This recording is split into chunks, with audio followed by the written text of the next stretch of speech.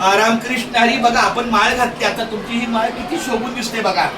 तर ह्याला फक्त एकच करायचंय, हा अभंग फक्त डोळ्यासमोर आणायचा. घेई घेई माझे वाचे, माझ्या वाचन गोड नाम विठोबाचे, गोड नाम विठोबाचे, गोड नाम विठोबाचे, गोड नाम विठोबाचे.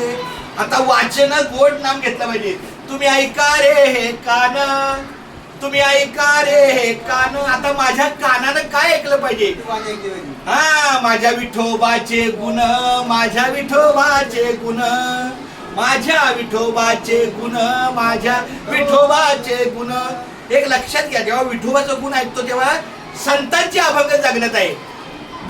डोळे तुम्ही घ्या रे सुख, डोळ्यानं कोणतं सुख घेतलं पाहिजे?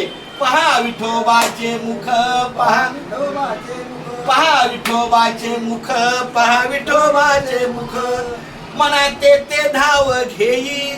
आपल्या मनाला जर कुठं धाव घ्यायची असेल तर चुकीच्या ठिकाणी जाण्यापेक्षा राहे विठ्ठलाच्या पायी, राहे विठ्ठलाच्या पायी. फक्त माझं डोकं, माझा मेंदू, माझं शरीर पांडुरंगाच्या पायालाच पोचलं पाहिजे.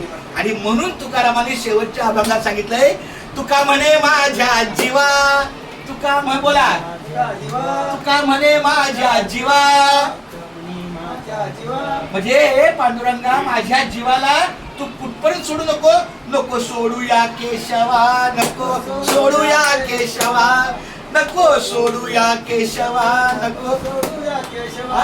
डोळे तुम्ही घ्या रे सुख, पहा विठोबाचे मुख, पहा विठोबाचे मुख. माऊली रामकृष्ण हरी रामकृष्ण. आता ही तुमच्या गळ्यात तुळशीची माळ आलेली आहे.